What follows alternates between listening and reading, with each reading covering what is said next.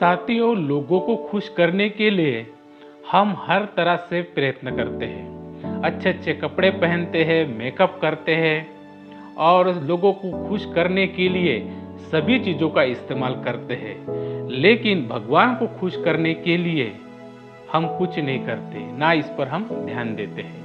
आज की कहानी बहुत ही मज़ेदार है। कहानी को पूरी सुनिए। तो कहानी को शुरुआत करते हैं। जिन्होंने भी ये कहानी लिखी है वो कहते हैं कि मैं बिस्तर से सोकर उठा तो दरवाजे की घंटी बजी और फिर मैं दरवाज़ा खोलने गया। जैसे ही मैंने दरवाज़ा खोला तो सामने एक शख्स खड़े थे और बहुत ही तेजस्वी उनका रूप था। मैं देखता ही रह गया। फिर मैंने उनसे पूछा कि आप कौन हो और आपको क्या चाहिए। तो उन्होंने कहा कि मुझे कुछ नहीं चाहिए और आपने मुझे पहचाना नहीं। तो मैंने कहा नहीं।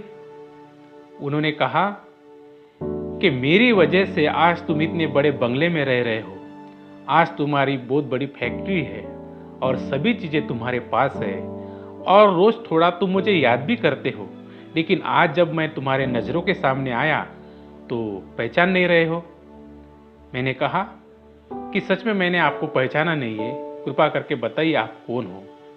तो उस शख्स ने कहा कि मैं परमात्मा हूँ और आज मेरी ये इच्छा है कि मैं आज तुम्हारे साथ ही रहूँगा दिन भर, और हाँ, सिर्फ तुम्हें दिखाई दूंगा, बाकी किसी को दिखाई नहीं दूंगा। मैं उनसे कुछ कहता तभी माँ ने आवाज़ दी, बेटा चाय पी लो। वैसे मैं अंदर गया और मेरे पीछे पीछे वो शख्स भी मेरे साथ में आए। तो मैं चाय पीने लगा। जैसे मैंने चाय पिया तो मैं माँ से कुछ कहने लगा कि माँ, ये चाय में तुमने कैसे बनाई है। फिर मुझे याद आया कि मेरे पास तो जो शख्स बैठा है, अगर वो सच में वो परमात्मा होंगे तो वो मुझे क्या कहेंगे कि अपने माँ से ऐसे बात करते हैं। तो फिर मैंने कुछ नहीं कहा। माँ, कुछ नहीं, ठीक है। मैंने चाय पी ली। चाय पीने के बाद मैं नहाने चला गया तो वो शख्स भी मेरे पीछे आए। मैंने उनसे कहा, या तो मुझे अकेले में छोड़ दो। नहाने के बाद मैं पूजा पाठ में बैठ गया और उस दिन मैंने अच्छे से पाठ पूजा की, क्योंकि परमात्मा को मेरी तरफ आकर्षित करना था।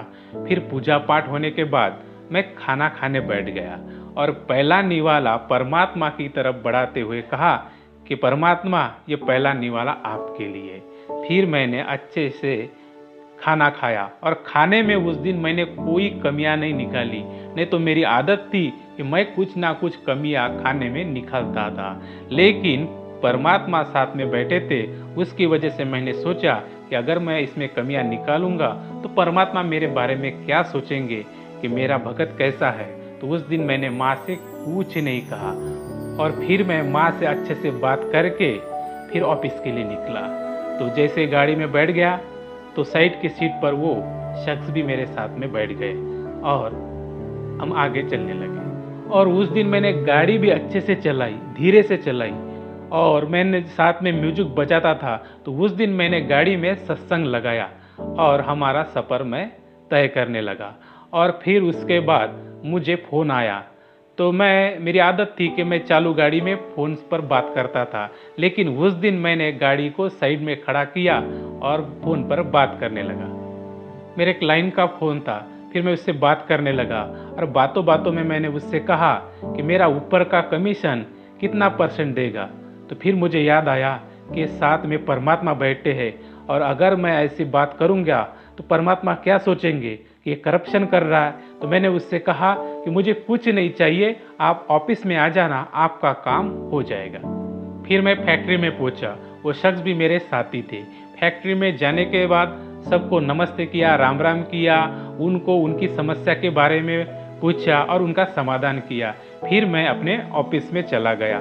दिन भर अच्छे से काम किया, शांति से काम किया और जो भी लोग आए उनका मैंने ईमानदारी से काम किया और सबको फिर नमस्ते कह के मैं अपने घर चला आया। घर आने के बाद हाथ पैर धोए और मैंने फिर संध्या आरती की, क्योंकि परमात्मा को भी मुझे दिखाना था कि मैं शाम को भी संध्या आरती करता हूँ। तो संध्या आरती हो गई और उसके बाद माँ ने खाना लगाया। खाना खा के फिर मैं अपने बिस्तर पे लौट गया। तो उस शख्स ने मुझे कहा कि आज तुम्हें अच्छी नींद आएगी, तुम्हें कोई संगीत सुनने का भी आज काम नहीं है। और उस गहरी नींद में मैं फिर सो गया। फिर एकदम से आवाज़ आई माँ की, अरे बेटा उठो, कब तक सोते रहेगा। तो देखा तो वो एक सपना था। ये सच है कि वो एक सपना था, लेकिन उस सपने से मुझे परमात्मा ने ऐसे जगा दिया कि मैं जिंदगी भर के लिए जग गया। जिस सपने में मैं सोया था, मैं इंसानियत भूल गया था, मैं परमात्मा को भी भूल गया था, कि मैं भूल गया था कि मैं भक्ति थोड़ी बहुत तो कर रहा हूँ, लेकिन इसमें अगर मुझे सफल होना है तो मुझे पहले इंसान बनना ज़रूरी है, मेरे कर्तव्य को निभाना ज़रूरी है। ये परमात्मा ने उस दिन मुझे समझा दिया। परमात्मा मेरे साथ सपने में सही, लेकिन सपने में रह के परमात्मा ने मुझे वो अनमोल ज्ञान दिया जिसको मैं कभी नहीं भूल सकता। साथियों, इस कहानी से हमें बड़ी सीख मिलती है। हम ये भूल जाते हैं कि हमें कोई नहीं देख रहा है, लेकिन नहीं, हम गलत काम करते रहते हैं, लेकिन परमात्मा हमें 24 घंटे देखता है। हमारे कर्म का लेखा जोखा उनके पास रहता है। कबीर साहब जी कहते हैं, तुमने उस दरगाह का महल नहीं देखा और धर्मदास के पास तिल तिल का लेखा। हम जो भी तिल के समान कर्म करते हैं, अच्छे या बुरे, उसका भी हिसाब हमारे अकाउंट में जमा होता है और उसका फल हमें मिलता है। तो हमें ये सोचना चाहिए कि परमात्मा हमारे साथी है। सोचने की क्या बात है, परमात्मा हमारे साथी होते। कबीर साहब जी कहते हैं, मोको का ढूंढे रे बंदे, मैं तो तेरे पास में। परमात्मा हमारे साथी होता है, लेकिन हमें भूल जाते हैं और गलत काम में लग जाते हैं। किसी की आत्मा दुखाते हैं, किसी का धन चोरी करते हैं, किसी को अपने वाणी से उनका अपमान करते हैं, किसी को भला बुरा कहते हैं और हमारे कर्म हम खराब करते हैं और ना हम मोक्ष प्राप्त कर सकते हैं, ना हम अपनी ज़िंदगी अच्छे से जी सकते हैं। तो हमें अगर शांति से जीना है तो हम अपने पहले कर्म अपने को सुधारने चाहिए और परमात्मा हमारे साथ ही होता है। तो हमें लोगों से ज़्यादा परमात्मा को खुश करना है और परमात्मा को खुश करने के लिए हमें सबसे इंसानियत से रहना चाहिए। हम ये तो कहते हैं कि हम सारे बंदे जो है, हम सारी संतान परमात्मा की संतान है, हम सारे जीव परमात्मा की संतान है। तो क्या हम दूसरे से लड़ाई झगड़ा करके या दूसरे का नुकसान करेंगे तो परमात्मा खुश होंगे? कभी नहीं होंगे। तो हमने ये सोचना चाहिए कि परमात्मा हमारे साथ है और जो भी कर्म हम कर रहे हैं वो परमात्मा देख रहा है।